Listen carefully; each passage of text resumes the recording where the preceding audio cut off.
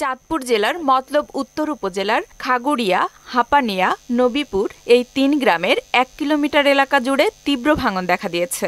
স্থানীয় বাজার, মসজিদ, দোকানপাটসহ ইতিমধ্যে বিলীন হয়েছে বহু স্থাপনা। সেই সাথে ভাঙন আতঙ্কে বসতবাড়ি হারানোর ভয়ে আছে নদী তীরের অন্তত ১০,০০০ মানুষ। মেঘনার ভাঙনে যারা নিঃস্ব হয়েছে তারা সহ কয়েক হাজার পরিবারের জীবনযাত্রায় পড়েছে নেতিবাচক প্রভাব। তাই চরম দুর্ভোগে থাকা মানুষের পুনর্বাসনের জন্য সরকারের জরুরি পদক্ষেপ প্রয়োজন। জমিন জামা, মাদ্রাসা, বাড়ি ঘর সবকিছু ভাঙিয়ে নিতে গেছে। সরকারের কাছে দাবি চাইতেছি যেমন আমাকে ব্লকটা ফালাইয়া একটু বাইন্দা দেয়। পানি উন্নয়ন বোর্ড এটার ব্যবস্থা না নিলে আমরা হয়তো এই ১০-১৫ দিনের ভিতরে আরো ভাঙনে আমাদের এই গ্রাম ছেড়ে চলে যেতে হবে। সম্প্রতি কয়েকদিনের ভাঙনে তলিয়ে গেছে ৭০০ থেকে ৮০০ মিটার এলাকা। নতুন করে আরো ২ কিলোমিটার এলাকা রয়েছে ভাঙনের ঝুঁকিতে। তীব্র ভাঙনের ঝুঁকিতে থাকায় বসতবাড়ি রক্ষায় দ্রুত ব্যবস্থা নেওয়ার দাবি এলাকাবাসীর।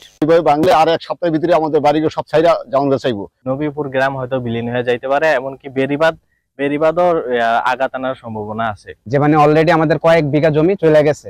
সুদবিহীন ব্যাংকিং এ আত্মশুদ্ধির পথ এনআরবিসি ব্যাংকের ইসলামিক ব্যাংকিং আল আমিন। দোকানপাট, তারপর হচ্ছে মসজিদ, মাদ্রাসা অনেক কিছুই নদীতে চলে গেছে।